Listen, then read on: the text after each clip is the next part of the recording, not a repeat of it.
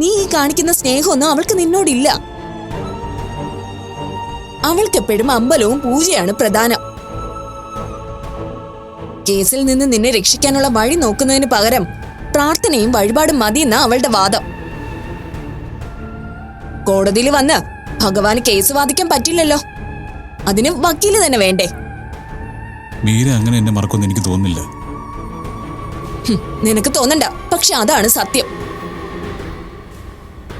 അബി വേണ്ട, നീ വെറുതെ ഓരോന്ന് പറഞ്ഞ് ആദർശനെ വിഷമിപ്പിക്കാതെ. പറയേണ്ട കാര്യം പറയാതിരിക്കാൻ പറ്റുമോ? അവളുടെ തനി സ്വഭാവം ഇവ അറിഞ്ഞിരിക്കണം. ഈ അവസ്ഥയിൽ ഇവിടെ കഴിയുമ്പോ പാവം ഇവൻ ഓർക്കുന്നത് അവളെ കുറിച്ചാ. എന്നിട്ടും ആ മീരയ്ക്ക് ഇവനെ ഒന്ന് വന്ന് കാണാൻ പോലും തോന്നുന്നില്ലല്ലോ. മീര വരാതിരുന്നെങ്കിൽ അതിന് അതിൻ്റെതായ എന്തെങ്കിലും കാരണം ഉണ്ടാവും. ശരി, ഞാൻ തർക്കിക്കുന്നില്ല. ഞങ്ങളിപ്പോ വന്നത് മറ്റൊരു കാര്യം കൂടി പറയാനാ. എന്താ കാര്യം? പറ വിഘ്നേഷ് ഏട്ടാ. അത് പിന്നെ ആദർശേ, നീ ഇല്ലാത്തോണ്ട് കമ്പനിയിലെ പല കാര്യങ്ങളും അവതാളത്തിലാ. നിനക്കല്ലേ സൈനിങ് പവർ, അതിൻ്റെതായ പ്രശ്നങ്ങളുണ്ട്. അതിന് അമ്മയില്ലേ? അമ്മയ്ക്ക് കാര്യങ്ങൾ നോക്കാലോ. അതാ ആദർശം ഞാൻ നേരത്തെ പറഞ്ഞത്. അമ്മയ്ക്ക് ഒന്നിനും വയ്യ. ഏത് സമയം നിന്നെ ഓർത്ത് കരച്ചില്ല.